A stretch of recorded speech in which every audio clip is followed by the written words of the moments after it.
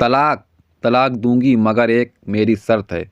जब मैं रात को घर पहुंचा तो मेरी पत्नी ने खाना लगाया। मैंने उसका हाथ अपने हाथ में लिया और कहा, मुझे तुमसे कुछ ज़रूरी बात करना है। वह शांत बैठकर खाना खा रही थी। उसकी आंखों में कुछ दर्द साफ नजर आ रहा था। अचानक, मुझे नहीं पता कैसे कहूँ, मगर मुझे उसे बताना ही था। मैंने बड़ी शांति से कहा, मुझे तलाक चाहिए। जैसे उसे मेरे शब्दों से कुछ फर्क नहीं पड़ा, बल्कि उसने मुझसे पूछा, क्यों तलाक चाहिए। मैंने उसके सवाल को अनसुना किया तो उसे गुस्सा आ गया। उसने चम्मच उठाकर फेंका और ज़ोर से चिल्लाई, तुम इंसान नहीं हो। उस रात हमने एक दूसरे से बात नहीं की। वो रो रही थी। मुझे पता था कि वह जानना चाहती है कि आखिर ऐसा क्या हुआ जो हमारा रिश्ता टूटने की कगार पर आ गया। पर मेरे लिए उसके सवालों का जवाब दे पाना नामुमकिन था। मैं किसी और निधि नाम की लड़की से प्यार करने लगा हूँ। मुझे उससे प्यार नहीं रहा। मैंने उसे उसके वर्षों के प्यार की सज़ा दी थी। भरे मन से मेहनत से तलाक के पेपर तैयार किए हैं। उसमें लिखा था कि वह पूरा घर, कार और कंपनी की 30% शेयर ले सकती है इस तलाक के बदले। लेकिन उसने उन पेपर को देखा और उनके टुकड़े टुकड़े कर दिए। वो औरत जिसने मेरे साथ जीवन के 10 साल बिताए थे, वो आज मेरे लिए अनजान हो चुकी थी। मुझे इन 10 सालों का जो उसने मेरे लिए बर्बाद किए, मगर मैं क्या करूं? जो हो चुका उससे मैं बदल नहीं सकता था, क्योंकि मैं किसी और से, अपनी पत्नी से भी ज़्यादा प्यार करने लगा था। आखिरकार उसके सब्र का बांध टूट गया और वो फूट फूट कर मेरे सामने रोने लगी। मेरे लिए उसका रोना एक तरह से उसकी रिहाई की तरह ही था। तलाक के बाद जो कई दिनों से मुझे परेशान कर रही थी, अब बिल्कुल साफ हो चुकी थी। अगले दिन मैं घर काफ़ी लेट आया। मैंने देखा कि टेबल पर बैठकर कुछ लिख रही थी। मैंने शाम का खाना नहीं खाया था, लेकिन फिर भी मैं सीधे ऊपर जाकर अपने कमरे में सो गया, क्योंकि निधि के साथ रहने और कई जगह घूमने के बाद थक गया था। वो रात को टेबल पर लिखते लिखते सो गई थी। उसने तलाक की शर्तें बताई। वो मुझसे कुछ भी लेना नहीं चाहती थी। उसे तलाक से पहले 1 महीने का समय चाहिए था। उसने आग्रह किया कि इस महीने में हम दोनों वही पुराना वाला जीवन चाहिए जितना संभव हो सके, क्योंकि आने वाले महीने में हमारे बेटी की परीक्षा है। वो नहीं चाहती थी हमारे टूटे रिश्ते का प्रभाव उसकी पढ़ाई पर पड़े। मुझे भी यह ठीक लगा, मगर वो कुछ और भी चाहती थी। जैसे शादी के दिन मैं उसे उठाकर अपने शयन कक्ष तक ले गया था, उसी तरह हर रोज़ 1 महीने तक मैं उसे शयन कक्ष से उठाकर मुख्य द्वार तक ले जाऊं। मुझे लगा यह पागलपन है, मगर इन आखिरी दिनों को थोड़ा अच्छा बनाने के लिए मैंने शर्त स्वीकार कर ली। मैंने निधि को अपनी पत्नी की शर्तें बताईं। वो हंसने लगी। उसे लगा मेरी पत्नी कितने भी तरीके अपना ले, तलाक तो तय है। मेरी पत्नी और मैं किसी से भी इस दौरान नहीं मिले थे, लेकिन उस दिन जब मैं उसे पहली बार उठाया, गेट तक ले गया, तो हम दोनों काफ़ी अजीब महसूस कर रहे थे। पीछे से हमारा बेटा भी खिलखिलाकर खुश हो रहा था। अगले दिन यह काम थोड़ा समान और आसान हो गया। मेरे सीने से लगी थी और मैं उसकी खुशबू महसूस कर रहा था। ऐसा लगा जैसे कई दिनों बाद मुझे ये खुशबू मिल रही है, या फिर कई दिनों से मैंने उसके होने का महसूस नहीं किया था। पहले जितनी उसमें वो कसाब नहीं थी और चेहरे पर कुछ हल्की झुर्रियाँ नज़र आ रही थीं और बाल भी काफ़ी सफ़ेद होने लगे थे। यह वही औरत थी जिसने अपने जीवन के 10 साल मुझे समर्पित किए थे।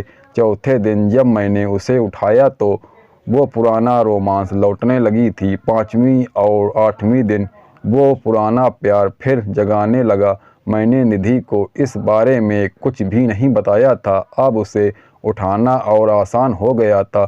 शायद हर रोज़ इन सब करने का मैं आदी हो गया था। एक दिन वह अपनी पसंद की साड़ी निकाल रही थी, लेकिन कुछ खास नहीं ढूंढ पाई। उसने सांस भरते हुए कहा कि उसके सारे कपड़े बड़े पड़ने लगे हैं। तब मुझे पता चला कि वह काफ़ी दुबली हो गई है और इसलिए मैं उसे आसानी से उठा पा रहा था। मेरे दिल को एक झटका सा लगा। उसने अपने दिल में काफ़ी सारा दर्द छुपा रखा था। पता नहीं कैसे मैं आगे बढ़ा और उसके सिर को छू कर देखा। अचानक हमारा भी आया और बोला कि पापा, तो मम्मा को उठा बाहर ले जाने का समय आ गया है। उसके लिए अपने पापा द्वारा मम्मा को इस तरह उठा कर ले जाते हुए देखना जीवन का अभिन्न हिस्सा बन गया था। मेरी बीवी ने हमारे बच्चे को बुलाया और जोर से उसे गले लगा लिया।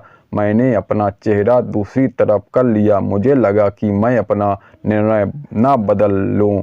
मैं अपनी पत्नी को रोज की तरह उठाया और बेडरूम से सिटिंग रूम लेते हुए हॉल तक लाया। उसने प्यार से अपने दोनों हाथ मेरी गर्दन के आसपास रख दिए।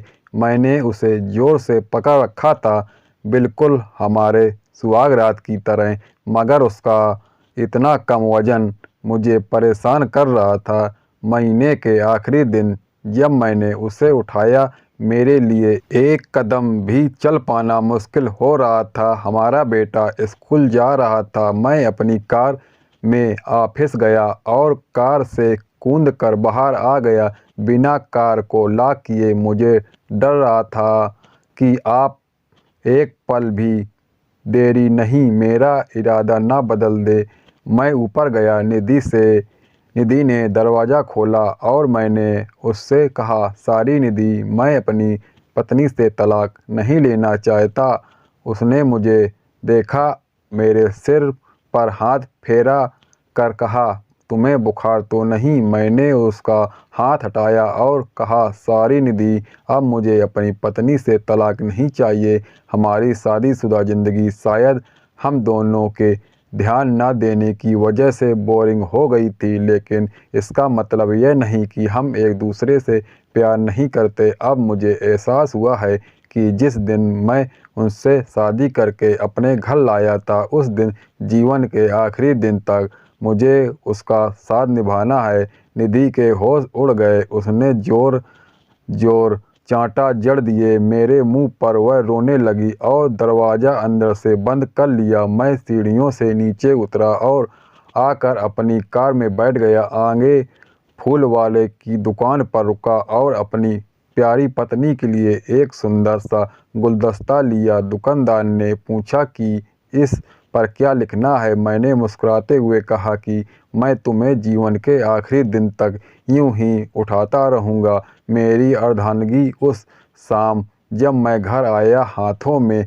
गुलदस्ता लिए, मेरे चेहरे पर एक मुस्कान थी। मैं ऊपर अपने कमरे की तरफ भाग कर गया, लेकिन जब तक वह मुझे छोड़कर इस दुनिया से जा चुकी थी हमेशा के लिए। वह कई महीनों से कैंसर से लड़ रही थी, लेकिन वे निधि के साथ अपना खोया हुआ था कि कभी ध्यान ही नहीं रहा। उसे पता था वह जल्द ही मुझे छोड़कर जाने वाली है, इसलिए मुझे और मेरी बेटी के रिश्ते को टूटने से बचाना चाहती थी। मैं नीचे से तलाक लेना चाहता था, फिर भी इसने मेरे बच्चे की नज़र में एक प्यारा पति और प्यारा पिता बना दिया था। जीवन की छोटी छोटी बातें रिश्तों में बहुत बड़ा महत्व रखती हैं। बड़ा घर, बड़ी गाड़ी, बैंक बैलेंस, ये खुशियाँ का हिस्सा ज़रूर बन सकती, मगर अपनों के बिना कोई कीमत नहीं है।